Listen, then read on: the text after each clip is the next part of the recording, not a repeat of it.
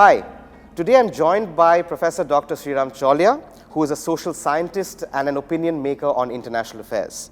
He holds a doctorate and a Master's of Arts in Political Science and International Relations from Syracuse University and an MSc in History of International Relations from the London School of Economics and Political Science.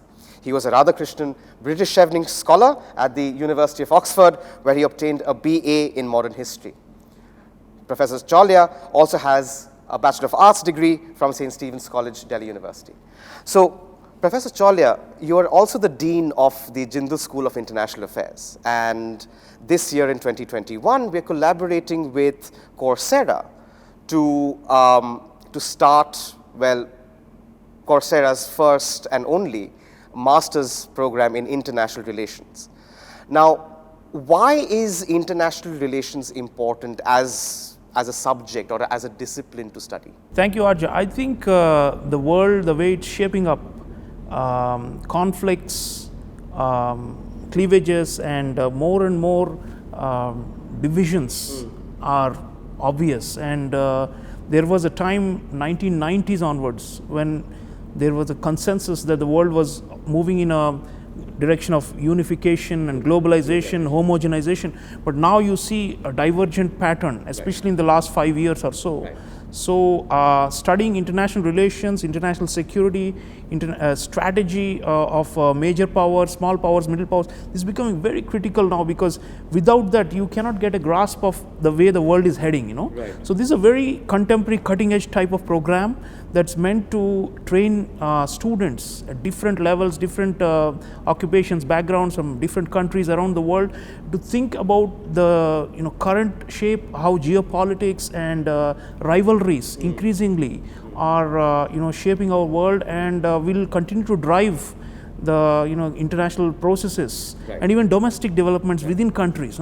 So we've designed this online masters in international relations, security and strategy as a kind of a cutting edge or bleeding edge program that gives all the students a complete overview of what's happening around the world, why it's happening, and how they could build careers and also expand their knowledge and analytical abilities to explain all this. We'll talk about the learning outcomes in a bit, but I wanted to first ask you that why online? I mean, we could have easily have launched an international relations, or we already have a master's in diplomacy, law and business at the JSIA. Why the decision to go online? Yeah, see, online is obviously the wave of the future, and the pandemic has in many ways shown us the limitations of the physical brick and mortar institutions having students in classrooms in person.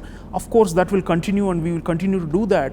But what we realize is there is a large untapped, potential of young and middle-aged and older people who want to come back to learn about the world and world politics and all this, and they cannot, be required to move, from one end of the earth to another, come physically to India, to Sonipat, and do this on our campus. But we've got the resources, we've got the global faculty, we've got the global vision, as I said, about the way the world is transforming. So we believe that young people or mid-level professionals can avail of this. It's a lot more convenient, it's a lot more cost effective, and of course it also helps us to offer them infinite amount of resources, because we can bring in not only our own faculty but also guest speakers and experts, and it's easier to organize. And I think for them, sitting on their office desks or at their homes, this is like a window to the world, and we are opening it for them. So I want to talk a little bit about the faculty at JSI. Of course, we've been working together for many, many years, but could you tell us a little bit about the faculty members who are involved in this particular program? What we have done is we put a mix of practitioners and pure academicians. So scholar diplomats, quite a few of them are teaching this program, and they give a different edge, because then students realize how the practice of diplomacy and statecraft and negotiations works. And of course we have very well known scholars who are straight out of academia and who bring a deeper theoretical perspective. So it's a mix of praxis and theory, and I think our faculty drawn from around the world, including from India, we will bring a different perspective which, for example, if you're doing an online degree from a US university or a British university, those will be heavily slanted with one perspective. But what we are doing at Jindal is, being in the global south, we're giving a developing country angle, but also a number of our faculty are from Europe and North America. So, it's more rounded, and I think it helps students, we never impose our views on them. Let them make their choices as to what is right or wrong, what is morally correct or incorrect. But what we are giving them is this holistic picture from pluralistic or multiple angles. I think our faculty will do that. So left, right, center, all are represented in this faculty body, and we are so proud of them. So two of the key takeaways that I had from that is that one is there's been this beleaguerment that you take up an academic program or you study something, but the real world does not necessarily behave in the way you've been taught. So the real learning happens in the real world. But you're suggesting that there are so many faculty members who've been industry leaders, who've been in the industry of diplomatic practice for so many years, and now they are teaching. And also military professionals. A lot of retired generals, senior military officers are going to be teaching about security.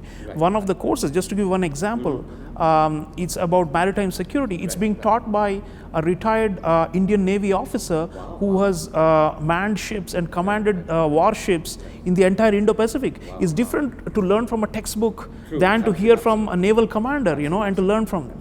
So let's just talk a little bit about the learning outcomes and the graduate outcomes of this program. Now, when people think, oh, I want to study international relations, I want to get into the United Nations or some other intergovernmental or international agency, but that's not necessarily true, right? Because I speak to so many of your alumni, and they're working in a wide range of wide range of careers spanning from research think tanks to consultancies to even multinational corporations. Do you think the same applies to the IR students? Absolutely. The online program students will get career support from our side. We will be connecting them to potential employers in their native countries, wherever they are. We'll be writing references for them. And I think, like you said, government, consultancies, think tanks, a lot of intergovernmental institutions, lots of private sector companies that are worried about risk, and who want analysts and in-house people who can advise them about where to invest in which part of the world, stability, lack of stability, potential for conflict or chaos in some region. This is what I think our students will get, and I think these skills will be invaluable for them to build their careers. So it's not only the United Nations, it's not only the career diplomatic service. Like you said, there are all kinds of new emerging career fields for whom we are equipping these students. Very interestingly, I was having this conversation with an alumni of yours who researches and provides intelligence services specifically in the Kashmir region, right?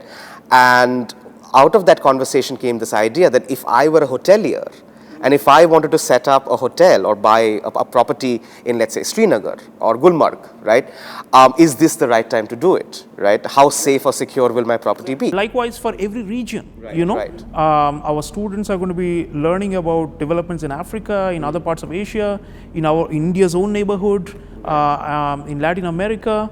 So yeah, I think the ability to understand, map out the terrain and to understand who are the main actors, and to parse the conflicts going on there, and to be able to advise potential investors about do's and don'ts, and whether to go in or not, what is the right timing for it. This is what our alumni have been doing, and I'm very confident online master students will also find similar fairly lucrative positions to advance their career. All right, so thank you so very much, Sreeram. This has been great. So that was an introduction to the MA in International Relations, Security and Strategy program that is being offered by the Jindal School of International Affairs in collaboration with Coursera.